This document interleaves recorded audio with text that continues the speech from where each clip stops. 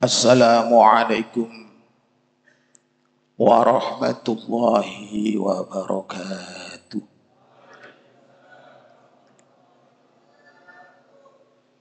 Bismillahirrahmanirrahim.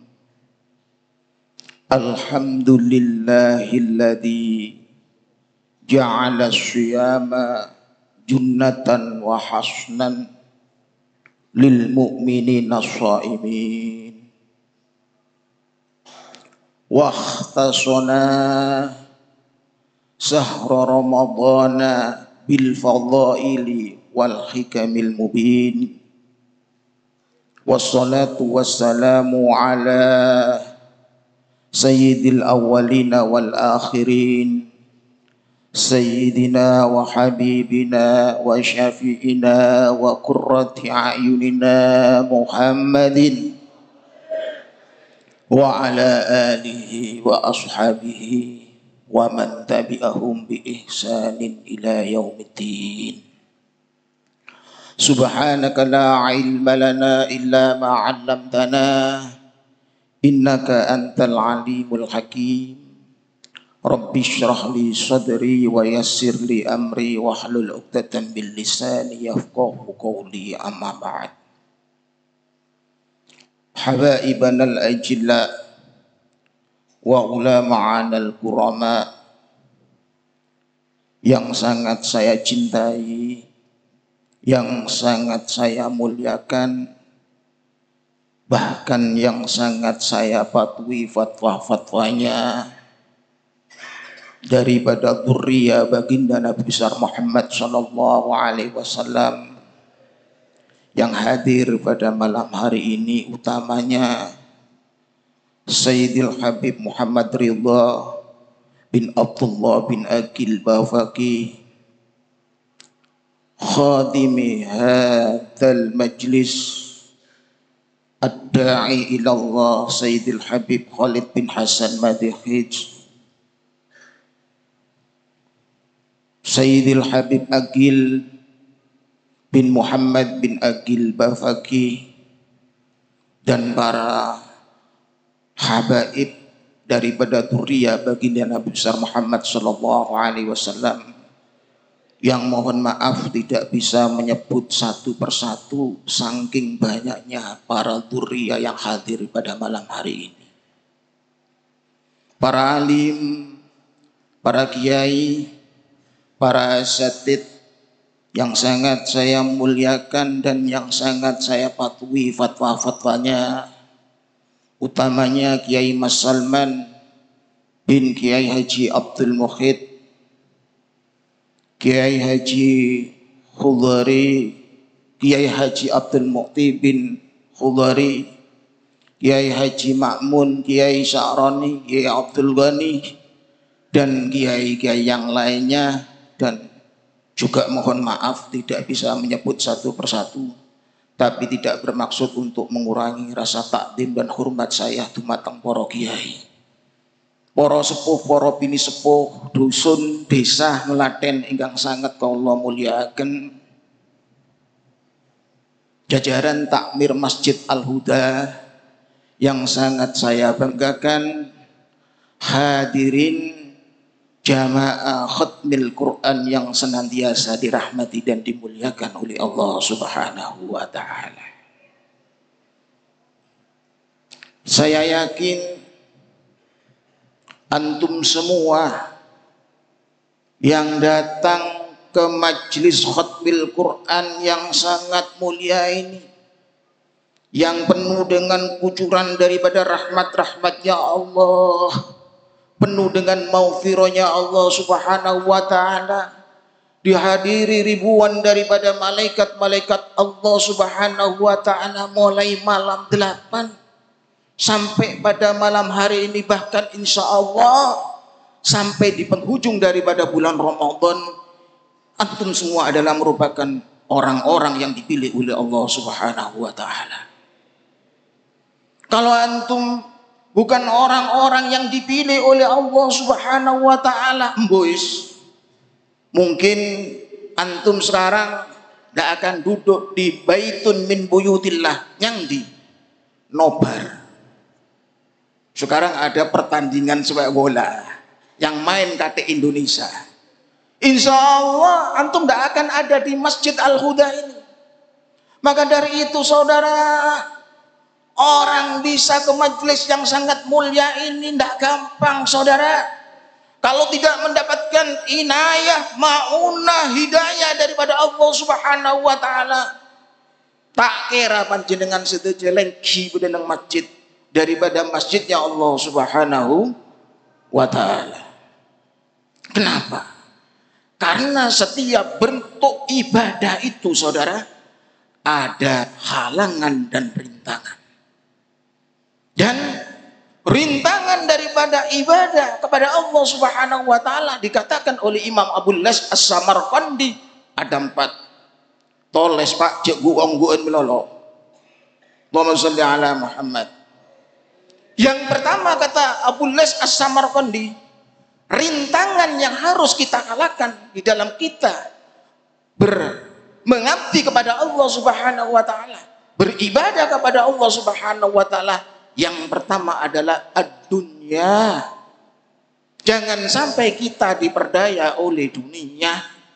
Mon bean sedaja sudah bisa diperdaya oleh dunia, aku tak enga Allah, tak kira ibadah, gilak ku jalan alapo, kol sangat malam kabi dateng. Ndak ngurus ya apa anake, ngaji apa ndak, sekolah apa ndak, madrasah apa ndak, sing penting oleh duit. Yang ada di atoknya pokoknya duit. Allahumma sholli ala Muhammad.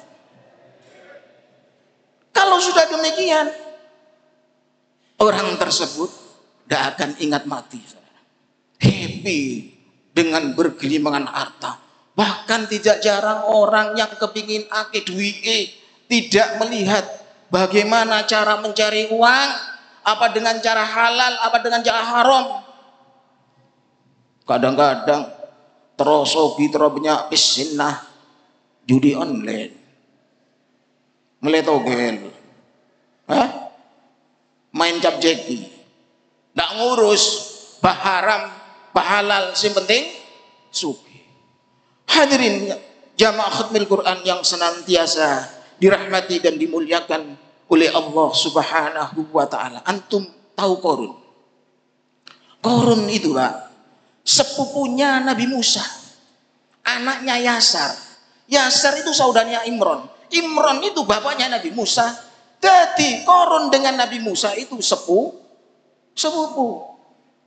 Diceritakan Korun pada awalnya adalah orang yang miskin, tak punya harta sama sekali, keng benya anan benya.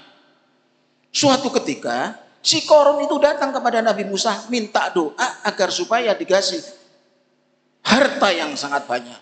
Wong sing gungo iku Nabi Musa, yo langsung dikabul yang Allah Subhanahu wa taala. Kabul lagi Pak sareng Allah Subhanahu wa taala. Begitu Korun bergelimang dengan harta, lupa Pak. Suatu ketika si Korun didatangi oleh Nabi Musa. Hai Korun, kamu sekarang sudah kaya, hartamu banyak, gudangmu berisi dengan emas. Tolong, itu adalah merupakan pemberian daripada Allah Subhanahu wa taala. Jawabnya Korun, ini bukan pemberian Allah. Ini adalah hasil usahaku yang mana aku pintar dalam bidang perdagangan. Wah. Jawabnya Korun, kalau sudah kaya, ingat kepada orang yang memberi nikmat. Allahumma sholli ala Muhammad. Dikongkon sedekah, Pak. Tak boron, Pak. Suruh zakat. Tak boron, Pak.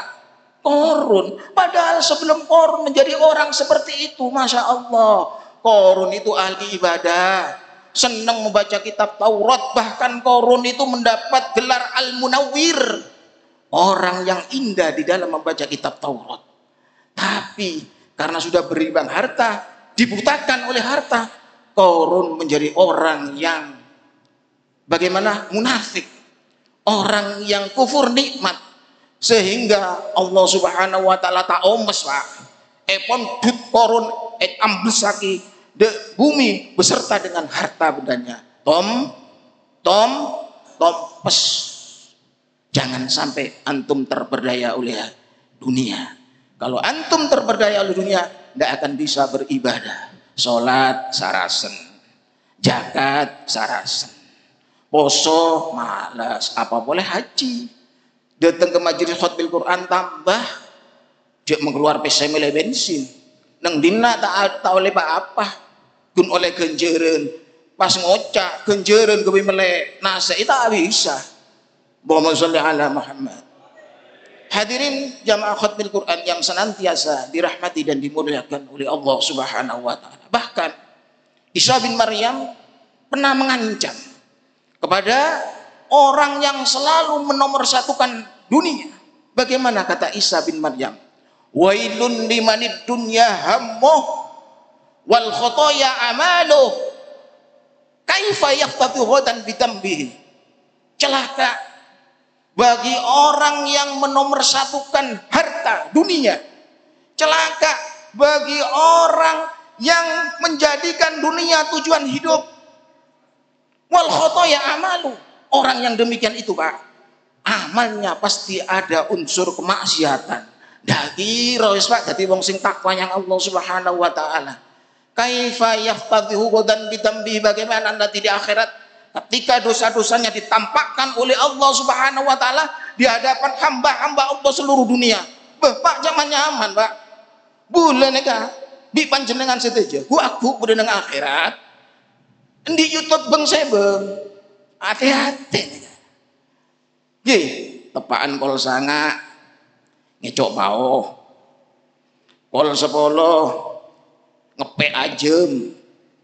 Kol 11 tojuk main gelodok. Kol 10 malam judi online, ketemu kabeh disaksikan oleh hambanya Allah seluruh dunia. Apa tak tahu duit panjenengan? Mon malam ya magaya asurbanan. Allahumma sholli ala Muhammad. Hati-hati.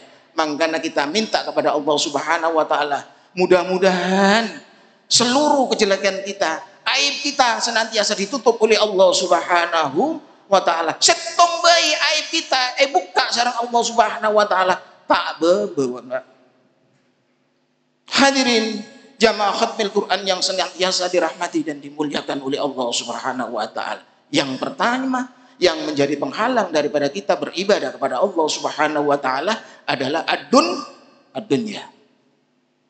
Yang nomor 2 katanya Imam Abu Lais As-Samarqandi, yang menjadi penghalang perintang ketika kita beribadah kepada Allah Subhanahu wa taala adalah an-nafsu. Nafsu yang senantiasa bersama dengan kita. De nafsu noro. De lao nafsu noro. De temor nafsu noro. De barat nafsu noro. Benar katanya Habib Hussein. Orang-orang setak poron apa sah. Bereneng bulan Ramadan neka bener pekalah sarang setan. Mun setan senonto kerangkeng, belenggu, tak bisa gude panjenengan sedeje. Orang-orang setak pasa marong bededeng berung ruah gara-gara tak bisa makalah de nafsu nadi di marong. Mun daya neka ndak ada apa-apanya bulan Ramadan seperti bulan-bulan yang lainnya. Tapi ketika kita bisa mengalahkan nafsu kita yang senantiasa mengajak terhadap kejelekan, Allah, kita akan mampu melaksanakan puasa di bulan Ramadan dengan baik.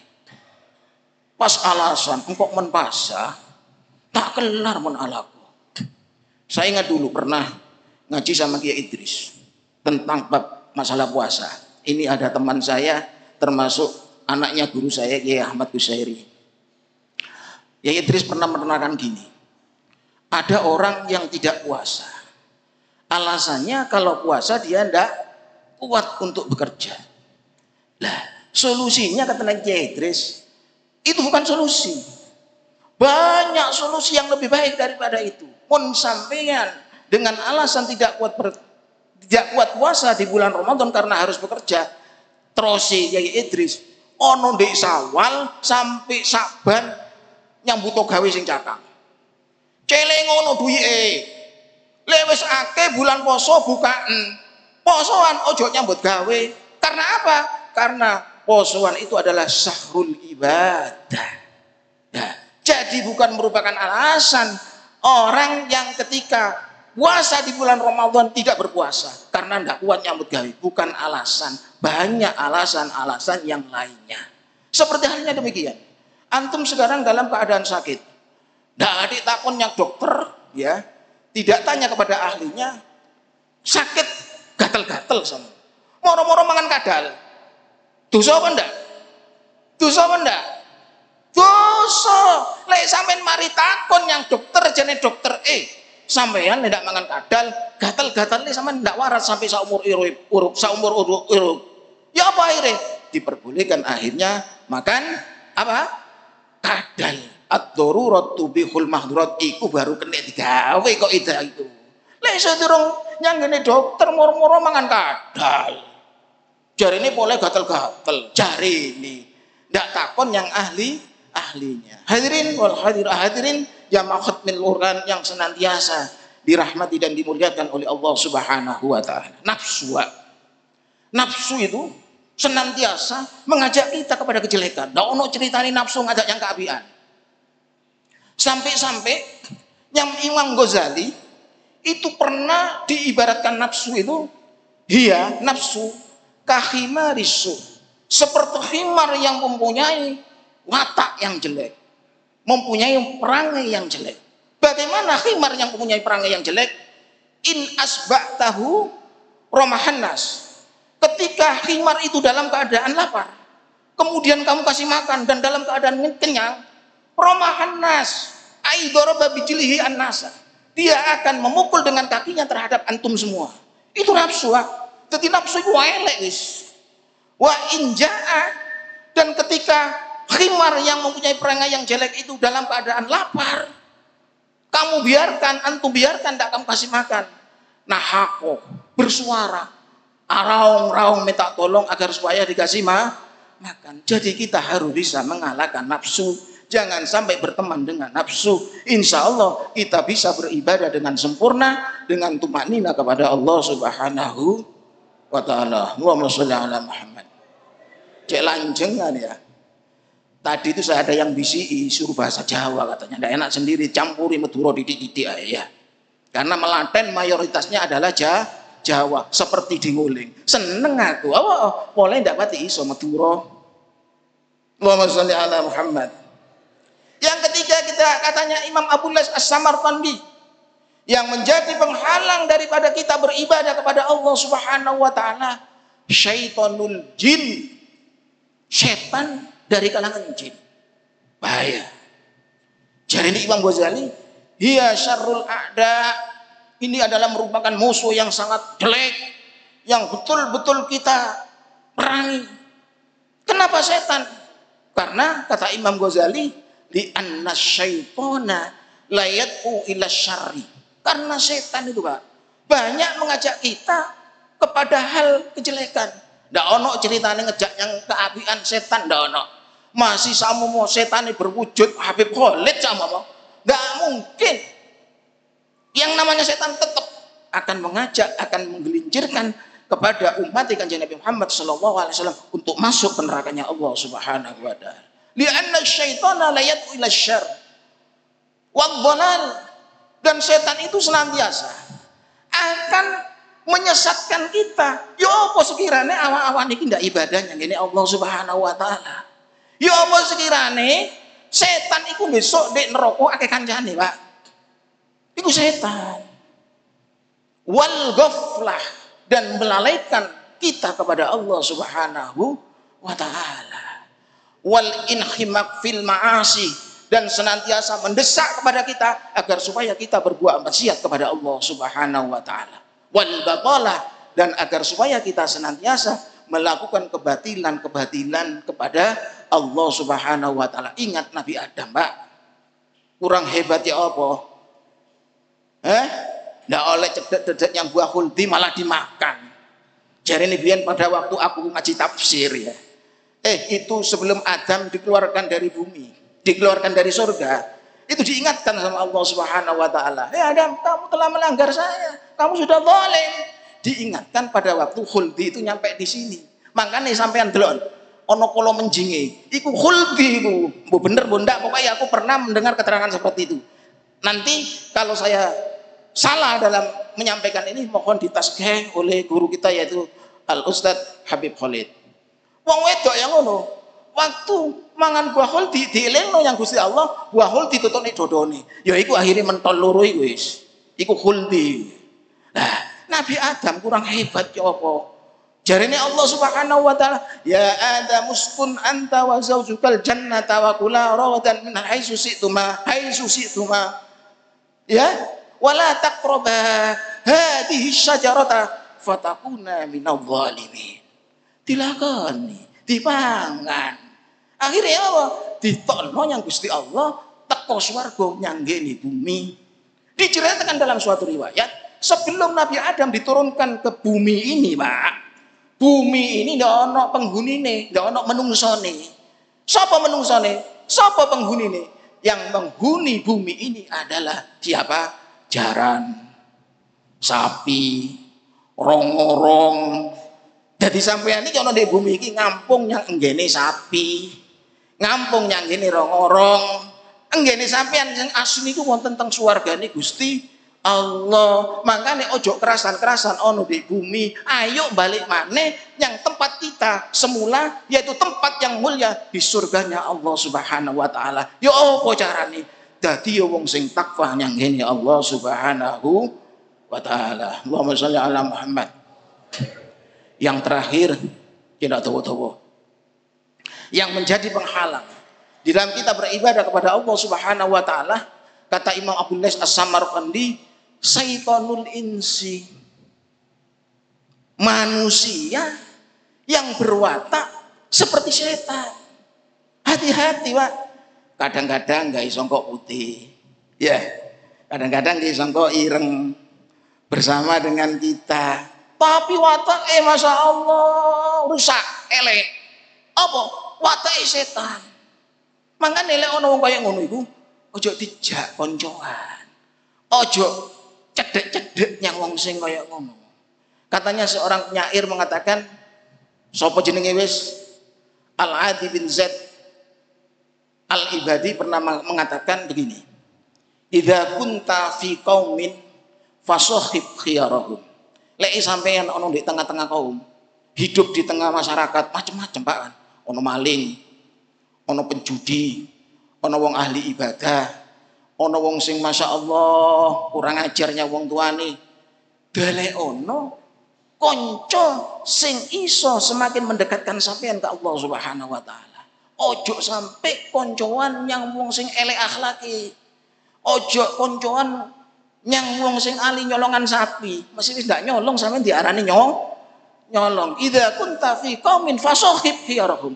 Bertemanlah dengan orang yang paling baik di tengah kaum tersebut. Wala tashabil arda fatarda ma'arradi. Janganlah kamu berteman dengan orang yang hancur akhlaknya, maka antum akan menjadi hancur bersama dengan orang-orang yang hancur akhlaknya. Hadirin jamaah khatmil Quran yang senantiasa dirahmati dan dimuliakan oleh Allah Subhanahu wa taala. Kita sekarang sudah berada di penghujung daripada bulan Ramadan. Mudah-mudahan kita senantiasa diberi sehat oleh Allah Subhanahu wa taala sampai selesai di bulan Ramadan. Keluar daripada bulan Ramadan kita tidak punya dosa seperti anak yang baru dilahirkan dari rahim ibu kita. Kita tidak akan keluar dari majelis ini kecuali dosa-dosa kita sudah dihapus oleh Allah Subhanahu wa taala. Mudah-mudahan Ramadan ini bukan merupakan Ramadan yang terakhir. Mudah-mudahan kita dipertemukan dengan Ramadan yang akan datang dalam keadaan sehat wal afiat sehingga bisa menyempurnakan puasa kita di Ramadan yang akan datang. Mungkin ini yang bisa saya sampaikan, kurang lebihnya mohon maaf. Akhiran hadza minni, assalamualaikum warahmatullahi wabarakatuh.